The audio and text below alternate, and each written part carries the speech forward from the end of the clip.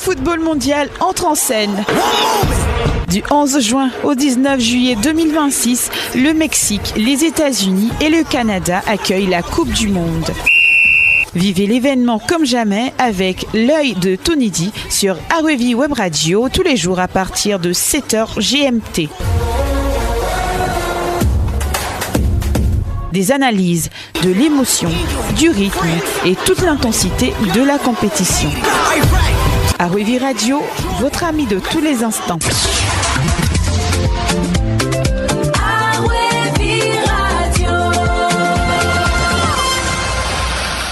Depuis le démarrage de la Coupe du Monde, je m'interroge tout d'abord sur les pauses fraîcheurs. Beaucoup d'observateurs étaient dubitatifs sur leur pertinence et aujourd'hui les faits leur donnent raison. À peine 3 matchs disputés. Elles ont provoqué l'énervement de tout le monde, y compris des footballeurs américains. Alexis Lalas et Carly Lloyd sont montés au créneau, de même que Mauricio Pochettino, le sélectionneur des USA qui a lâché, je cite, « Je n'aime pas ça. Je l'aime seulement quand les conditions sont extrêmes, mais quand les conditions sont bonnes, c'est inutile. » Fin de citation. Mais le foot business obligeant, on y aura droit jusqu'au bout et à la pub qui va avec. Je m'interroge ensuite sur les nombreux sièges vides observés lors du match Corée et Tchéquie au Mexique, alors que la FIFA a de nombreuses fois indiqué que tous les billets avaient été vendus et que les stades seraient combles. Accusée d'avoir gonflé les chiffres, elle s'est bien entendu justifiée à travers un communiqué dont je reprends quelques extraits.